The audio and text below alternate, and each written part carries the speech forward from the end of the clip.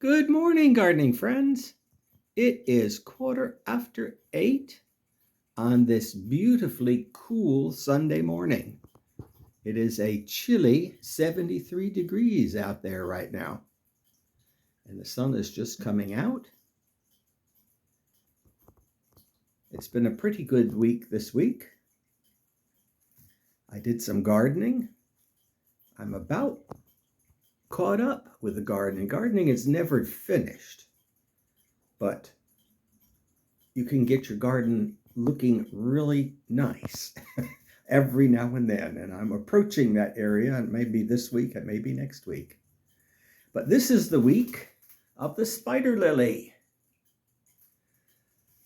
I have spider lilies in the backyard. They're very hard to establish, and they have two main enemies. The first one is the horse lubber, Lubber. They're those great big black grasshopper type things, and they will go out of their way to find a spider lily, because these spider lilies send up their leaves in the spring. So this time of the year, nothing is seen above the ground except that stalk and the flower. And the horse lubbers will come from miles around to eat through the stalk.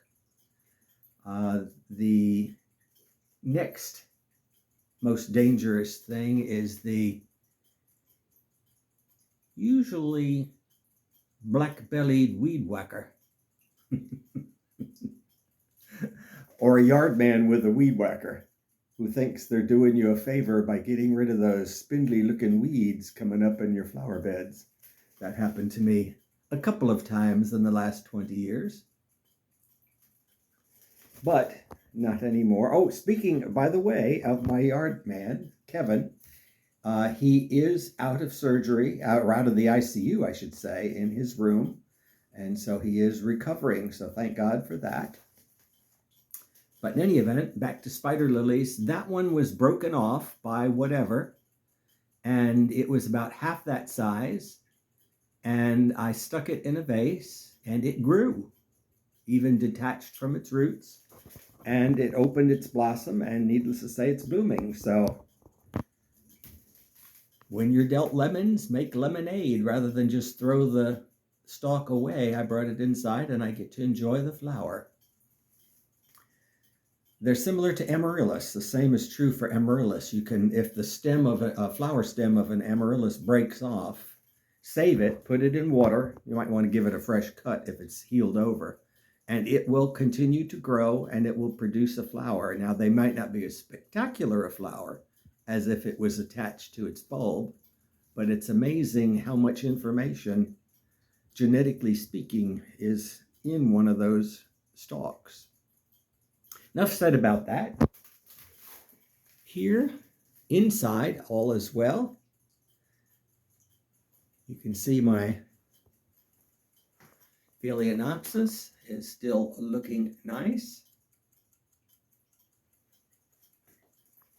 Staghorn fern, still fine. I need to trim this begonia. These begonias just live inside my porch. Now, I used to bring them out.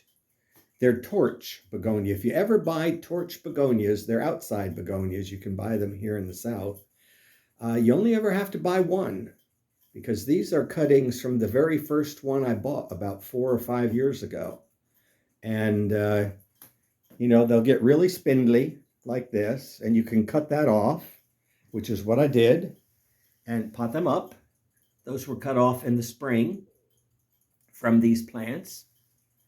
And then this one was just freshly cut, or last cut, and it's now sending out new shoots. So you can multiply those plants extremely quickly. You can probably get, from one plant, you could probably get about 6 or 7 in a year if you really tried. Other things going on, the other Phalaenopsis are doing well. This one that I got a couple of weeks ago is still fine. And this one is still hanging on. I think this is going on 2 months. That stalk I'm going to cut off because it's dead. When it turns brown like that, there's no need to keep it. If it's green, go ahead and keep it. Miss Mimi is up under the bed in here. She was lovable last night because it was chilly. And in here, the pothos that I had rooted, I stuck in this pot, and it's showing no signs of wilting or anything from having been put in dirt from the water that it was in. And my pencil cactus that I took cuttings of is still doing well. That was one big branch that I cut into 3 sections and made sure I made note of which side was up and potted them up, and it's still doing fine. That yellow thing is a sticky trap. I have to use them every now and then for gnats that seem to erupt from the soil. I don't know about you guys, but here in the South, for the last, I'd say, month or so, we've had an abundance of fruit flies in the house, which are very annoying. And so I put out sticky traps, and it seemed to have done the trick. Uh-oh, someone is sneaking into her winter bed. Where are you going, Mimi? Yeah, she's going to sleep. I have on that side of the bed, as she is old,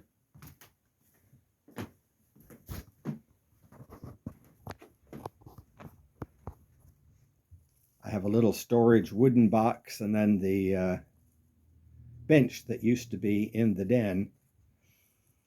As an added aside, that little storage box is perfect because it's where I keep my excess Christmas ornaments. Every year I buy little glass Christmas ornaments when I see them, and I have quite a collection now, but they're mostly one-ofs. So now I have another place to store them. Well, that's about all the updates on the inside things. So let's go out.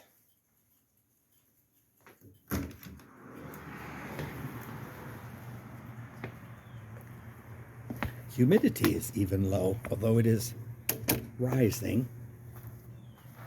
First off, the potager is looking well. I don't know about this lavender. This lavender, ever since I moved it out from its original spot, looks pitiful. This one has recovered after I cut it back. I planted these early in the spring.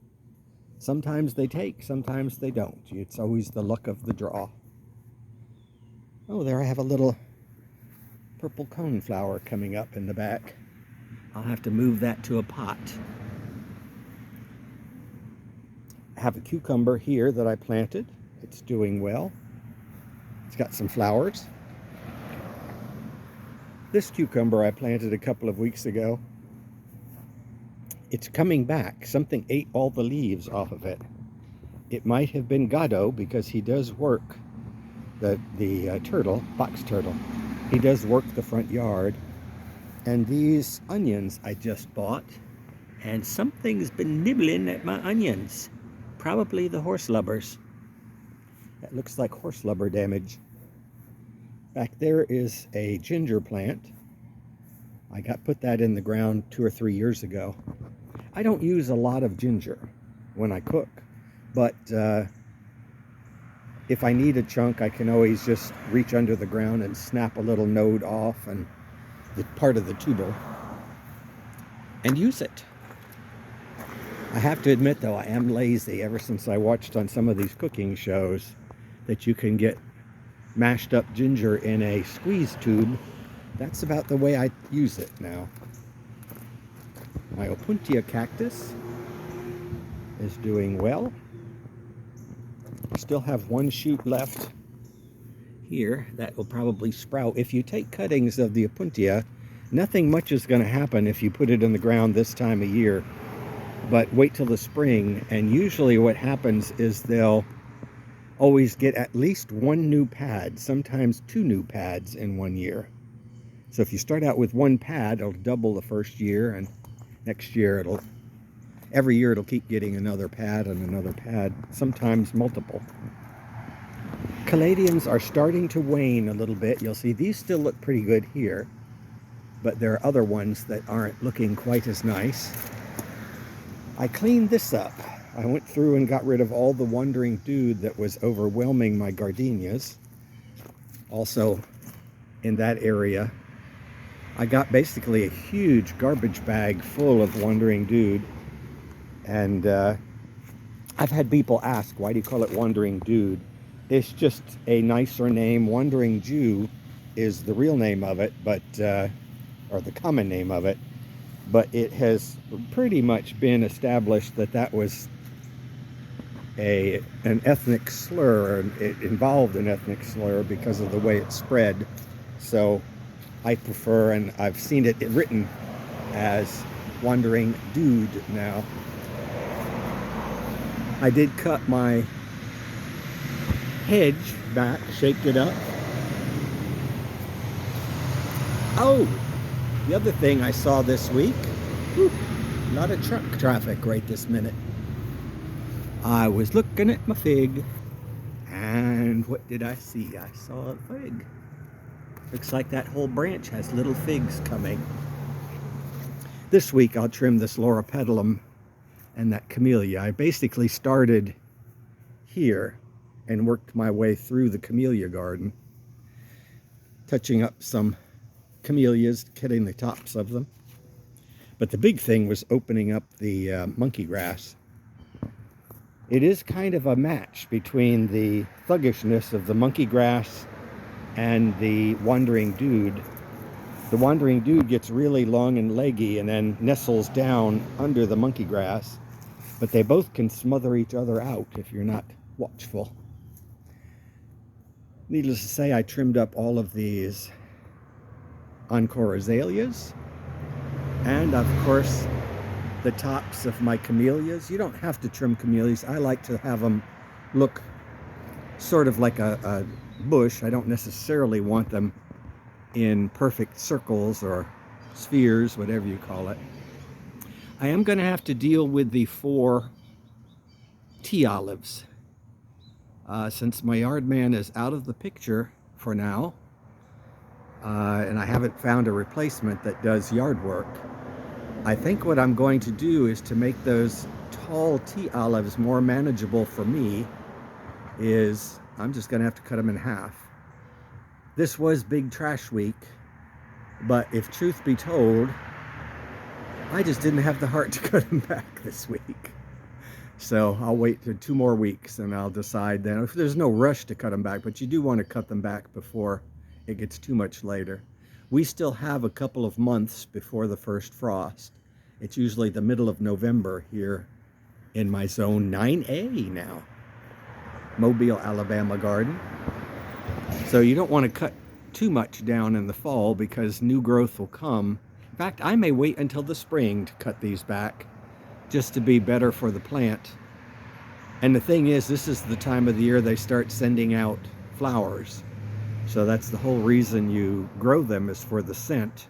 You don't see the flowers, they're little dinky flowers. But they're very fragrant, and they'll really spread their fragrance all through this side. Here's where you can see the caladiums are starting to wane. I am having to water. They're calling it a drought situation, but I'm just thankful that I don't mind watering every other day.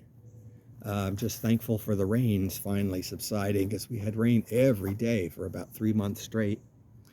Flower buds are coming on the loquats. I think some of them may be opening already. They will attract the pollinators like crazy. Oh, look who I found. There is Peanut sitting in the shade next to the bowl of water. There's a bowl of water underneath my drain from the house back there. It catches the condensate that runs out of my air conditioner system. And so I have that little water thing under there. Oh, I know what Peanut is doing. Peanut has gotten to bird watching. So he's hiding there waiting for the birds to come and eat and drink. He hasn't caught any. but he watches. Yeah, this loropetalum just needs a shape up. I don't actually mind it being fluffy like that, but the problem is it's a little too tall. I need to cut it. That's about the length that I want to keep it at, is here, because that's easily reached. The others, I'm too old to drag around ladders anymore. I used to drag ladders around. Not anymore. Cut things down instead. A lot of branching occurring here, but I don't see any other fruit except on that one branch. Odd, but thank God it is coming out. That fig may actually make it. I am so happy that I've got figs on this branch. How many do I have? Let's see if you can. 1, 2, 3. They're teeny. Those teeny ones may not make it. I think that's another one coming over there. Yay! Doesn't take much to cheer me up. These bananas are doing well. Turning yellow is the nature of bananas. Wind breaks them every now and then. I just try to keep after the dead. I have to clean this whole area out yet. You can see what the wandering dude does. It sort of smothers stuff. There's nothing there to smother. But over here it's a little more apparent how it is smothering out my gardenias. I'm reluctant to cut the wandering dude back a lot because the bees do really like these flowers. So much so they don't really even care how close this camera gets to them. So I don't want to get all of them removed, but I do need to at least protect my gardenias, because the gardenias are finicky. If they get smothered out like that, they start losing leaves. Back in here, all is well. These caladiums are in more shade, I should say. Not deeper, well, deeper than the others. And they will last longer. I haven't showed you my tomato recently. In fact, I may not have even talked about it at all. But I had a tomato plant in there that I got from Walmart. And it was such a nice pot. Let me get out of the sun from it. That when that plant died because of all the rains and stuff, I bought another plant. It's a little husky tomato. It's a little cherry tomato. Planted it about 2 or 3 weeks ago, and it was half that size. And I see it's got flowers, so it seems to like that spot. I had it on the tabletop originally, but that one seems to like that somewhat shadier spot, so I'm leaving it be. This Mandevilla is loving its life. I think next year I will put it in a bigger pot.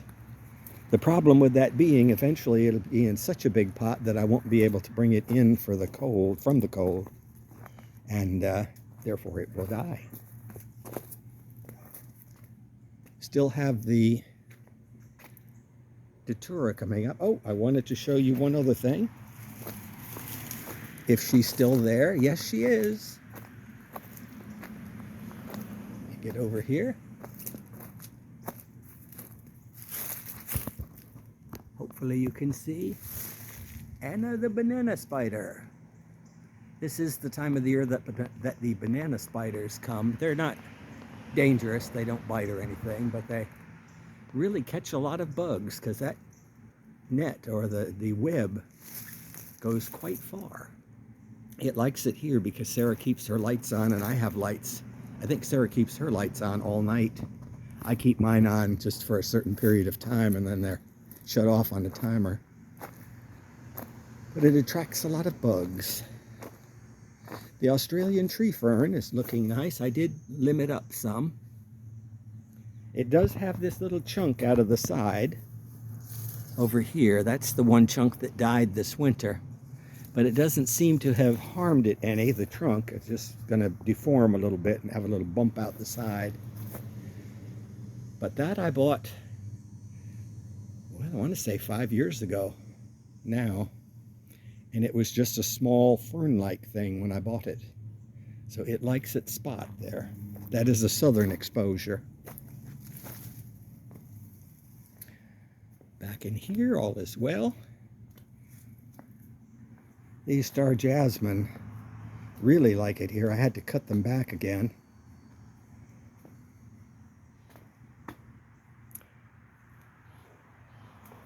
I have to get used to twining them around the trellises.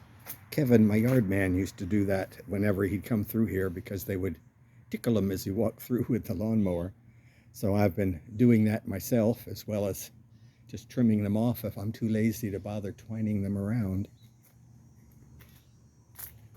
Ooh, odd place to put a door, but it's a nice looking door.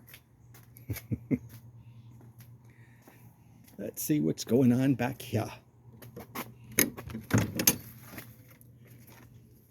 All the cats have disappeared. I only have 2 now that I feed. You've already seen Peanut, and there's Fluffy, a ginger cat with a fluffy tail.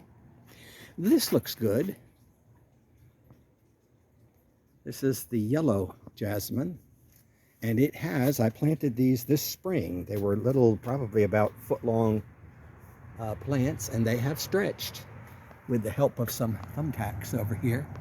I don't know if you can see them or not. I can't see. The sun is in my eyes, but they made it up to my little trellis, so that stick will look more, it'll have a reason for being shortly when I start twining that around. They should not die back. The yellow jasmine are pretty hardy in this zone. So once when they wrap around that trellis, they'll stay. This area's looking good. My vines were removed from the top of the fence. Sarah did find, I found a fellow that mows lawns, and Sarah tried someone. She actually got a service, a full service landscaping type firm. I took a picture of their van with their number. They were costly though, and she had her whole yard done. And when they removed the stuff on her side, they got rid of the vine that was at the top of my fence, which is fine. That's the problem with new people that come into your yard and work for you. I grow a lot of things that most people consider weeds, so they're okay. And that was a Virginia creeper, but it's still here. It's still got its stems. It's just temporarily set back, so it'll come back. I still have hummingbirds. They're coming around more times in the day now, because I'm sitting out on the deck more now that it's cooler. Lots of buds. I can't wait for this year. Lots of buds on my big white camellia. And this one is loaded too. This is the Yuletide. Lots and lots of buds on that. It's been a while since that's bloomed heavily, because I had pruned it down to about here. It used to be about 20 feet tall. That's the one good thing about camellias. Once when they're established, if you say buy a house and there's a huge camellia there, and you want to keep the camellia, you can cut it to whatever size you want. You can cut it to the ground and it will come back for you. Now, it's especially if it's got, big roots. If it's been established for 30 years and you cut it down, I would estimate that it will probably grow about 4 or 5 feet in 1 year. You'd be surprised with established roots how quickly a camellia will grow. Oh, I see a little anole. He was eyeing the, do you see him? If I point my finger at him, oh, there he's moving now. He was eyeing the butterfly. I like to watch them hunt because they'll catch moths and they'll eat the wings and all. I don't know how they do that. Bougainvillea is coming back, thickening out nicely. All is well. Oh, I didn't show you here. Of course, today, it's now that we're in a semi-drought condition, I put out my cushions. And it's looking nice. Give you a pan of the whole area. Purposely leaving out one little item, but it's looking nice here. Things are growing. Gatto is coming back. I had to fill his water dish up. And the ginger lilies that I just planted a couple of weeks ago, moving them, are sending up sprouts. So that's a good thing they caught. They're the butterfly gingers here. I don't plan on keeping these in that spot, but since they were in bloom, I wanted them to bloom. Here's where I have all the ginger lilies, not ginger, spider lilies. I have a circle, a ring of spider lilies, but I always get so excited and then I remember how disappointed I get. But here's a nice clump of them. I have others hidden around the yard and they will bloom a little later. But I always get excited when I see these stalks like that coming up out of the ground. And then one horse lubber will eat that down in a single night. So there are a few coming up. I haven't had a really healthy ring of them in quite a few years, but that's okay. They're beautiful when they do come up. And the other thing is this newly planted hydrangea, even though it was planted in the heat of the summer and has wilted many times, it is sending up new growth, so it did catch. The old leaves look pitiful, but that's to be expected. It looks like I have some flowers coming on my toad lily. The toad lily in the side yard accidentally got weed whacked last week, so it's not going to have any blooms this year. Bougainvillea coming back. And now let me do a final shot and show you the other thing I was working on last week. Ta-da! La Garçonnière. I made the little sign up and finally hung it this week and moved the wind chimes to the inner beam as opposed to the outer beam. So the Garçonnière is almost complete. I did paint the doors. That one I have to yet strip the paint off the glass or get the paint off the glass. And this door is finished. And I did notice when I was on a ladder, I do need to paint the frame around the door yet with exterior paint. It doesn't necessarily need it, but I want to go ahead and get it while I'm physically able to do it. So I'm going to do one more coat of paint on just the trim around the doors. And at that point in time, I will replace that gasketing that's painted over here. I bought new gasketing and I bought white gasketing as opposed to the black that was there. So when I do the trim, I'll put the new gasketing in and it will basically be done. It's looking good. Hello, if you can see me. But yes, this area is looking fine. I do like it back here now. By the way, I can't say enough.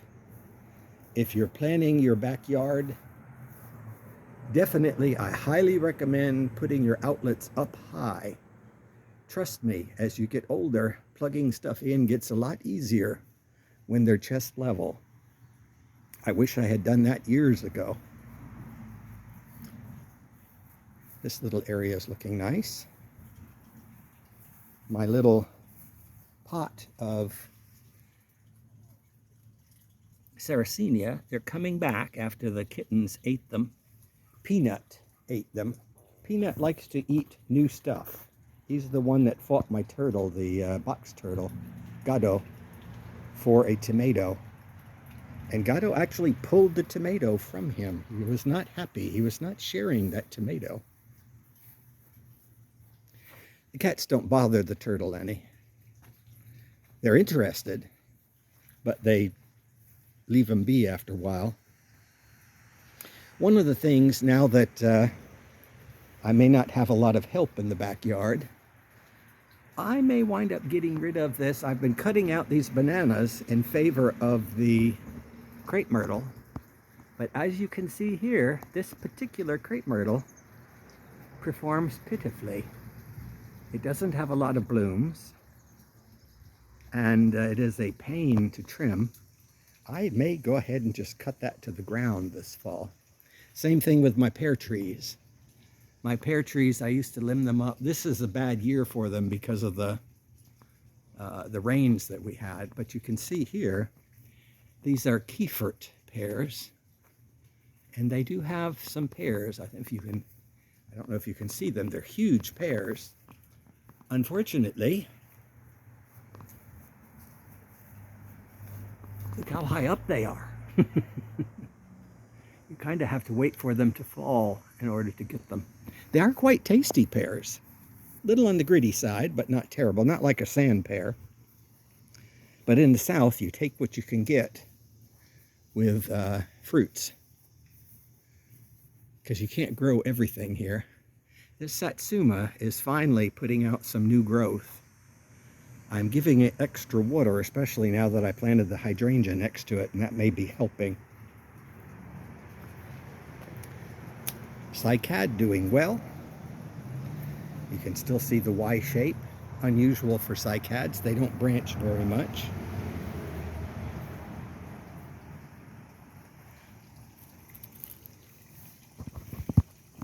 Fountain sounds nice today. I see I still am getting flowers on my Pieris japonica. The Pieris really likes its life here on the north side of my house. I have the one small one I tried on the west side by Sarah. We'll see how it does. It didn't do much, but this is the first year. Uh-oh, I'm stepping on something. The fruit is ripe. You can see all the little gnats coming from the fruit. That is from, actually, looks like they pretty much all fell off of my pindo palm up here. But there's more to come. This pindo palm has been very, very productive this year. I think I've showed you these fruits before. Let me find a good one here. I'm going to be sticky the rest of the day. But they look like this. They kind of look like an acorn, but they're a fruit. They're sweet. They're soft. And if you squish them, they kind of look a little bit like a loquat, but there is a pit in there. I don't know. Oh, I'm doing all of this outside the camera. That was smart. But if you squish them, they get like a little pit inside. And now I've got sticky fingers. Thank God I have a... Oh, and they smell like butterscotch. Let me go ahead and use my fountain. The animals will enjoy the extra sweetness in the water. Oh, goodness. One thing good about having an old shirt, you can wipe your hands on your old shirt. Here all is well. These have done really well. It's about time. Give me another month, I'll take some cuttings of these coleus for next year. Coleus is another thing. Once when you buy one plant, you don't ever have to buy it again because they are ridiculously easy to take cuttings. And actually you can take, and I've showed you this before, but if you take big branch cuttings like that, you can arrange them in a vase and they'll look pretty and root simultaneously. So you can enjoy them while they're rooting as a little flower arrangement. Back in here, all is well. I hear a squawky bird. I don't know if you can see it, but right over there is another one of my lady palms, this. Oh, we haven't shown you, or I haven't shown you the little pups of the lady palm in a while. Here they are, coming up 3 feet or a couple of feet away from them. They it sends a lot of little pups like that out, so it will spread like that underground. I think I told you already, probably many times, that you really have to let them establish because there's like a long root that comes from the mother plant, and there are very little roots under the pup. So you may go and dig it up thinking, oh, I'll transplant that somewhere else. Case in point, I tried that over here. I did buy one, but the one I bought is the tall one, and it just froze last year. However, it's showing life, so there's always hope when there's life like that. Here you can see, let me pull one of these down. These loquats are starting to open, which means there'll be a lot of fragrance here from the loquats. That one branch up here is starting to open already. And something has been up crawling around on my palm tree, knocking bits of it down. Probably a squirrel digging in there for bugs. Yeah, there's some pieces that came down, but that's okay. That's added insulation in the wintertime. David is still surrounded by the Fatsias. They should be blooming shortly. These always send up a nice display. Yep, there's the flower stalk. And there's another flower stalk, the little lemon-shaped thing. Football shape, whatever you want to call it. Ovoid, I guess, is the right term. Back in here, it's looking good. Kumquats are not yet turning orange. Well, maybe. I may be wishing it, but I think there may be a slight orange tinge to those. But they'll be ready for Thanksgiving. Strawberry pots are still doing fine. Uh-oh. Except for this. I kind of take the attitude now, if you see a weed, pull it out. Especially in a pot like that, because it'll take over in a skinny minute.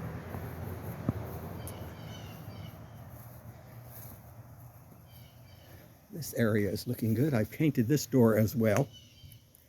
And I'm going to put a new doorknob on it, one of the lever handles, like I have on the other side. And again, I've got to paint this frame as well. This one's not quite as bad. And then replace the gasketing there too, also. I like lever handles on doors. For a while, I was constrained to a wheelchair, and lever handles, and my hands don't always function properly. They do right now, but lever handles are easy to use to open and close doors because you can use your elbow. So as you get older, you may consider going to lever handles on doors. This coleus is looking leggy, but to be truthful, I'm not going to bother cutting it back. It's kind of late in the season, but I'll take some beautiful cuttings from it. These, by the way, are from cuttings that I've been taking for the last 3 or 4 years.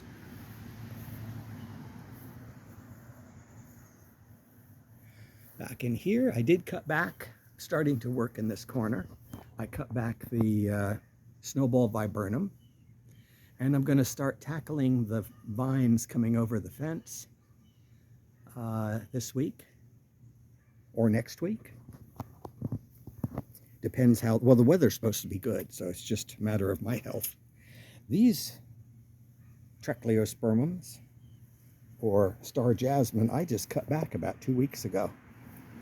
Needless to say, they've come back.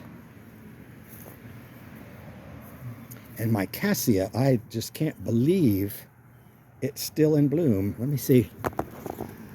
It has a faint scent. I thought I smelled something over here. It has a faint, faint scent. What does it smell like?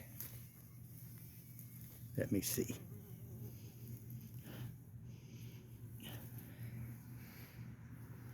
It kind of just smells like baby powder would be the best way to say it. A faint scent of baby powder.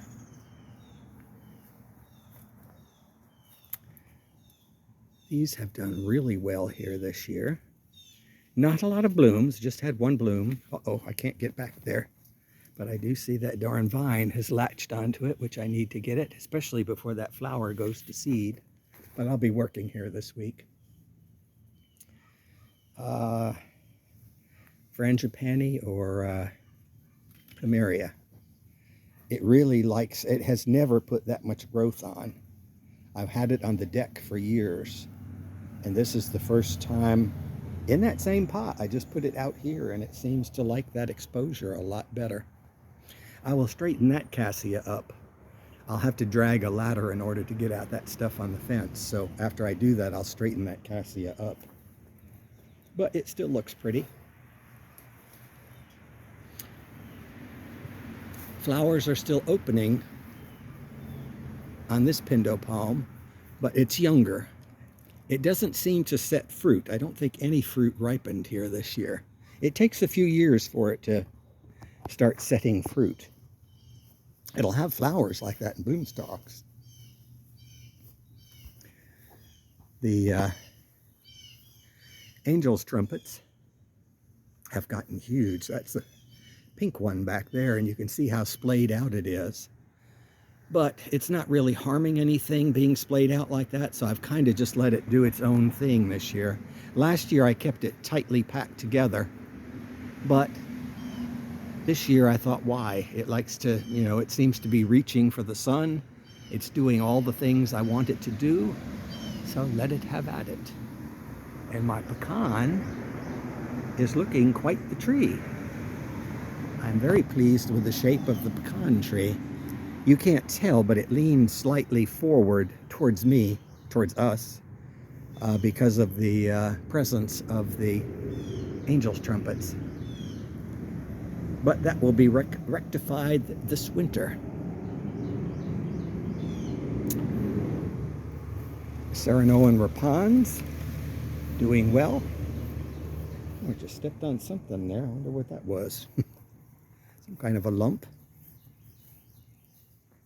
Something's burrowing in the ground. I can't believe how tall those bananas are. They're taller than my house. This may be the spot, since bananas do so well there. As I said before, I may just go ahead and lose that crepe myrtle. It serves no purpose. Now, at one time, it was my screening from the street when I sat on the deck. But now things have grown so lush. That was before the loquats were here. And now, at least in the summertime, the pecan has now filled that gap where the loquat tree used to be. So in the winter and fall, of course, it'll lose all those leaves. But at least in the summertime, it fills that gap. So there's no real reason to have this crepe myrtle here. And it's always bugged me because I bought a pink crepe myrtle, or I should say a lavender, lilac colored one, and it came out pink, which is the same color as the one in my front yard. So it had a strike against it from the get-go. Oh, there's Miss Mimi inside the door. We will avert our eyes because she's about to use her litter box. That's where her litter box is. I straightened up the golden chalice vine, so it looks more like a tree. I do like these. These are actually fence posts that you get from Lowe's, but they're so pretty with the ball on top that I've started buying them and using them as stakes in plants. I was surprised that these lavender things that I can't remember the name of right now, I can hear you all yelling, but I can't quite make it out what you're saying. The butterflies really like them.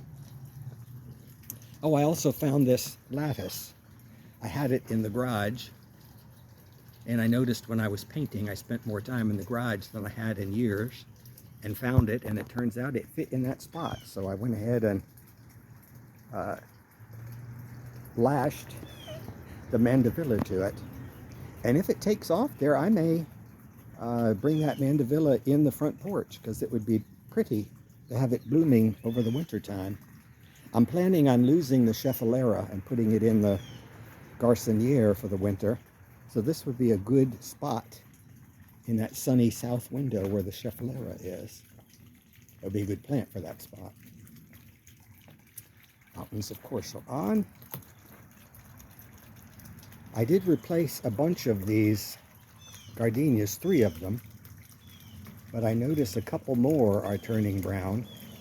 One here and one there. I planted all of those this year. There used to be a hedge of boxwoods there, but for some reason some of them died. Go figure. They all treated exactly the same. Needless to say, I have my cushions out since it's going to be nice and warm and not rainy. Oh my goodness! I just saw this. Ta-da, ta-da, ta-da! Another bloom stalk on my queen ginger. Ooh, that made my day. Yay! I'll get to see it from, and we'll get to see it from scratch, because I bought it with that bloom stalk on it. I did go ahead and repot my 2 bromeliads. I had bought those last year in flower, and there were 3 of them in the pot. And that again was kind of like the ginger lily. It was more money than I usually spend on a potted plant, but it turned out to be well worth it, because the main flower stalk, actually 2 of them had flower stalks, and those particular bromeliad sections died out. However, it had 3 pups. One is in my front porch now, and it's doing well there. This one had been over here, but it was yellowing, and so I went ahead and repotted it and cut off the yellowing growth. And this is a good spot. I will bring them indoors again, but for now I went to look if there were any cyclamen yet at Lowe's, but they don't have them. This will be cyclamen shortly, as soon as they come in. But what I did find out on bromeliads, I Googled it and actually saw it. No, I didn't Google it. Well, I do, but it was an old YouTube video, or a video I saw last year, and it had mentioned that they propagate that particular type of bromeliad, which I don't know bromeliads that much. So those of you that do know will know the name of them. I can't help you there, but I bought it because I liked it. Bottom line is they don't necessarily need to be in dirt. And so what I did is I left a little dirt, because I'm reluctant to do away with dirt altogether.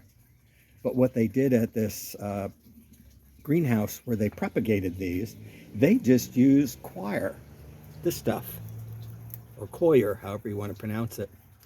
And so I also had some bits and pieces of the stuff that grows on my palm tree that the squirrels have knocked down. So I took bits of it as well, wrapped it around the roots. And I never throw anything out. It's a part of being old.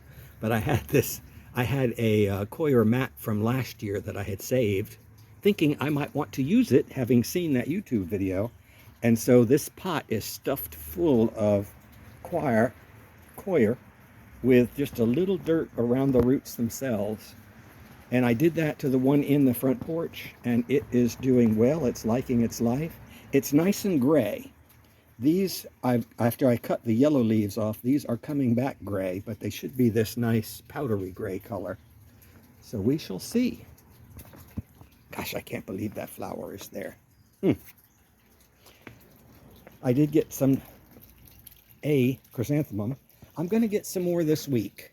I have decided that the what do you call it, Gara, that I have on the deck of the garage, it's just a little too wispy to be in pots. Oh, I have to talk about one other thing while I'm here. So they look pitiful. Of course, the kittens didn't help any. So I'm going to get me some chrysanthemums and put them in those 2 pots. This is the other thing I did this week. Last week, you may recall, this particular boxwood was turning yellow. Now this one was just replanted, I think, this last year. I always keep some boxwoods in reserve. If ever you plant a boxwood hedge, or you have them symmetrically arranged, you kind of want to keep some in reserve in case one should die. But I took a good look at this, and I cut off all the dead leaves, and the branches were still green. So I thought, rather than yanking it up, I would give it a chance to regrow, and it should thicken up if it lives. And if not, I will then replace it, but it saves me the actual job of yanking it up right now. Actually, while we're here, and I'm feeling pretty good today,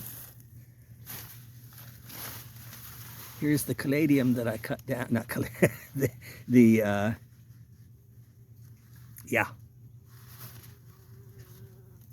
that thing. I can't think of the name of it now. Oh, goodness. But no sprouts. It's one of those. But camellia. Couldn't think of the name fast enough. But it's not coming back, so that one may be dead.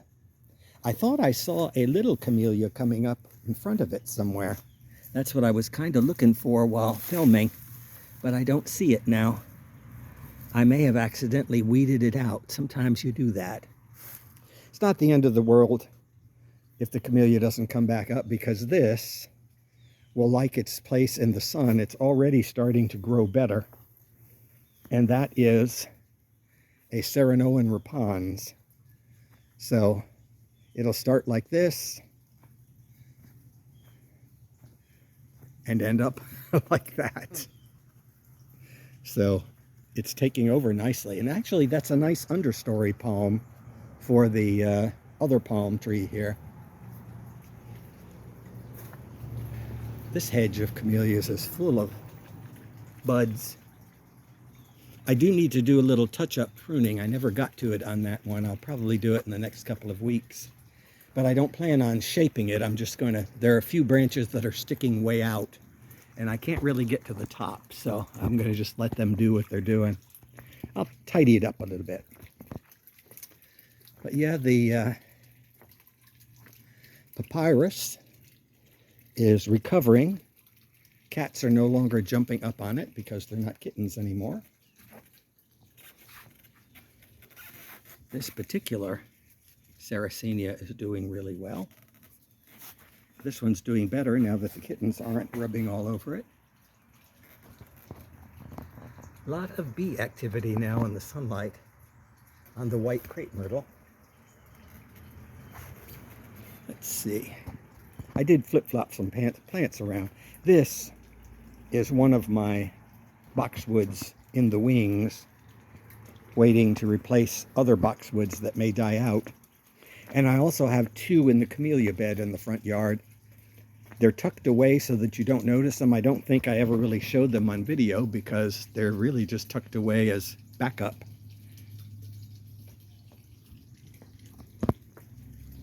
This begonia has done really well this year. In fact, so much so it's gotten floppy. I really should prune it back. Maybe I'll do that this week. I've staked it up, but it's a losing battle when it gets that tall. It's just going to keep flopping and flopping. But there you see a nice view through the gardens now that the one camellia is gone. But there you have it for the day. I hope you all get to get out in your yards and enjoy them. This is the time of the year when I know I get out in mine and really enjoy just sitting out. I've got plenty of gardening books that I bought recently. I get them at antique shops, although I'll look at them wherever I go. Originally, I started collecting mostly, I call them talkie gardening books. It's basically garden writing. And then as I got older, I started collecting the picture books. And when I was doing my gardens, I bought probably hundreds of picture book to look at, to take little notes to do this or do that in my yard, or combinations I liked. And so I've got lots and lots of gardening books. So I plan on sitting out here later today. I made a quiche. I'm into quiches now. So the latest one is Vidalia onion, mushroom, and some sausage and green pepper. But every week I make a quiche and have that for breakfast, and that's what I'm fixing to warm me up a piece now with some freshly grated Parmesan cheese on top. So I hope you all have a good week. Hope you get out in your gardens and enjoy them. And take care for now.